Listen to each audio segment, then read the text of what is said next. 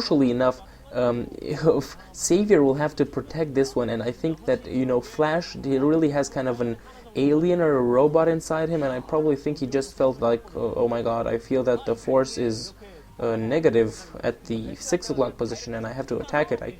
And it's really incredible how he manages to simply feel where all these expansions of the Zerg are, and he seems to actually be heading for that position right now. Actually, no, I'm wrong. He probably just wanted to irradiate the lurkers, and he does manage to irradiate all of these lurkers, and this is really a severe blow to Savior. What he also was not able until this point to take down even one single science vessel, and really as Zerg, you cannot allow the science vessels to not get taken down, and he has found the expansion. He has crucially found the expansion, and this expansion will once more go down. Such a deja vu feeling from the 4th and the 5th set. Flash simply so strongly taking down any expansion that Savior is going to put down. He did give Savior a respite in the beginning because he was attacked and had to rebuild his forces for a while, and so Savior did manage to make that third expansion, but the second expansion, but afterwards really the balance tilted definitely into Flash's favor, and now he's taking a strong grip onto this game, loses there some troops, but still manages again to hold any counterattack that is coming towards him whilst he's attacking the expansions with so many siege tanks, and managing to take down those lurkers. Only a couple of Zerglings left, and got a plague on the science vessel. That was a good move from Savior. Sorry about that. Undoubtedly. However, the problem is that so many science vessels remain. He did manage also again now to take down 2 of them with the help of scourges, but too many of them remain, and you can see a strong fleet of science vessels, medic and marine group, and he's heading for this 3 o'clock expansion. And I don't really see Savior keeping this. He also does not have any static defenses there, as far as I'm aware of. He does not have any sunkens. He has to bring in all his troops back when he retreats, and he actually may lose.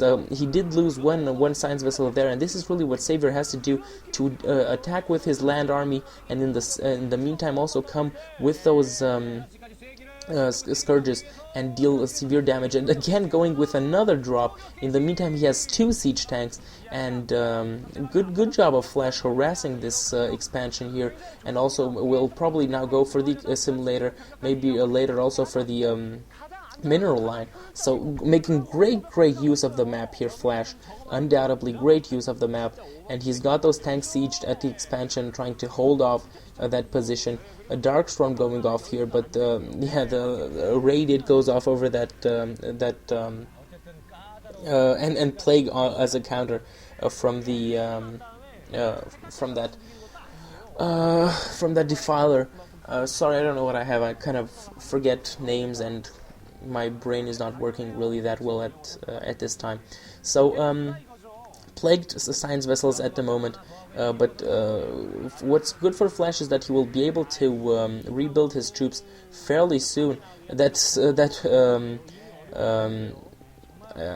did not have any energy left, otherwise I would have expected a play from that defiler, but seemingly I believe it did not have any energy left.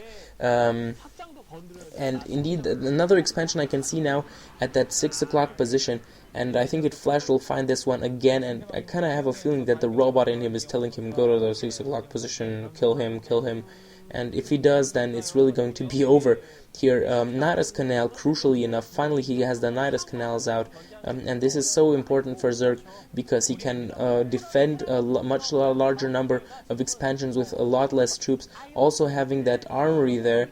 And he's also researching upgrades for his troops. Definitely, he already did this a lot earlier, but also researching upgrades for his tanks. So in such a strong position, Flash right now, undoubtedly. He's getting attacked over there at that expansion, but I believe he will be able to hold this off. He's forced to pull back his SCVs from the 9 o'clock expansion. However, he has medics and marines close and nearby, and he will be able to reinforce this. And trying to go right here for that expansion. Crucially enough, he knows that it's there, and so I think that sooner or later it will get taken out. It's only a matter of time until until Flash will come back for this one. Very important. Lost a lot of science vessels in the process here. As a Flash, he lost, I think, 2 or 3 science vessels in that attack. Going now again with a group of medics and marines, and he's taking down these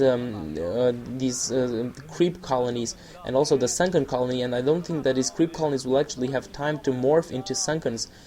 Because they're going to be taken out by that time, and the expansion will go down. Indeed, the expansion will go down. No lurkers or anything like that that would prove challenging for Flash and the defense. 2 little lurkers, I believe, also. I guess most of them got irradiated earlier on, but 2 little lurkers were produced by Savior to reinforce his army. Again, another medic and marine drop on that ridge, coming again with 2 more dropships and looking so strong. He will see again with that fire bat that expansion, and simply there's no place that Savior can expand to without Flash knowing it. And when Flash knows it, he destroys it. And what does Savior want to do about it? It's impossible. Oh, great plague, great plague. Just as that Defiler got taken out, he manages to get a plague and another Dark Storm. So still did his job before his death, that Defiler. And unfortunately, again, lost the expansion over there at the 6 o'clock position, and there's really no possibility whatsoever, seemingly, for Savior to expand without Flash destroying him. And you can see he's running, surely, he kind of slowly but surely. Eventually, he will run out of minerals, and when that moment comes, he will have no expansions. He will be forced to GG simply because Flash is also now too far ahead with macro and. Economically very, very strong. Actually, I kind of now have the feeling that the first 3 sets Flash only kind of played with fun, kind of just for fun, wanted to make the Maestro feel that he really has a chance, and then 4th, 5th, 6th, he gave it all and showed him that he is now the new Terran Emperor and the new player to be reckoned with. And again, oh my god, irradiating all those lurkers, and at that point Savior knew it was over and he GG'd. Savior GG's, and so we've got a 3-3 stand at the moment. Flash managed to make it even before the last one, and crucially enough, last one is on Locky 2, guys. Locky 2, which is pretty much a nightmare for Zerg. So I could really see, Flash winning this one total. And you can see how unfair this game is. They both have won 3 sets, so in a normal game they would be even. But as far as the money that they get, it's definitely uneven, simply because the more the game advances, the more the sets are worth, and so Savior has $1,100, while Flash has $2,000.